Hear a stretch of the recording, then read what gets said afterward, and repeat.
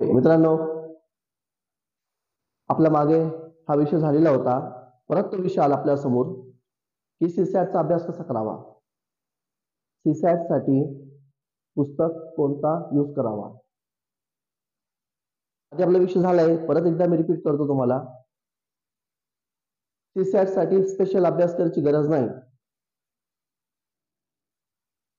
हा qualifying paper आहे. हे पास करणं गरजेचं आपल्याला. हे झाल्याशिवाय आपला पुढचा पेपर चेक होणार नाही. मी पण शिकवलं टेक्निक. जास्त इतर गोष्टीमध्ये पळू नका. जेवढे उतारे आहेत ना ते प्रॉपर सॉल्व्ह करून घ्या बस. तुम्ही उतारे सॉल्व्ह केले म्हणजेच काय, यू आर क्वालिफाईड.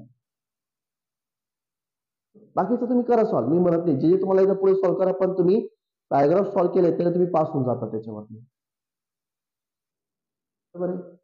दुसरं झालंय, याचा जो सिलेबस असतो ना तो 10वीच्या लेवलचा ते लिहिलेला आहे. ओके, बेस्ड ऑन 10 बस. 10वीचं याचं लेवल असतं, त्यामुळे काय की याच्यात जास्त आपल्याला अभ्यास करायची गरज. बरं, तुम्ही विचारला कुठलं पुस्तक घ्यायची गरज नाही. There is no need.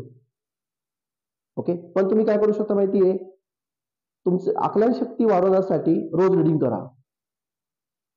वेगवेगळ्या प्रकारचे उतारे घ्या.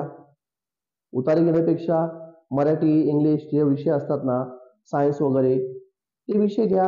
त्यातनं रोजचं वाचन करा तुम्ही. साधारण तुमच्या लक्षात येईल की आपल्याला हे ग्रास्प होतोय का, म्हणजेच काय, आपल्याला आकलन क्षमता आपली वाढते का साधारण.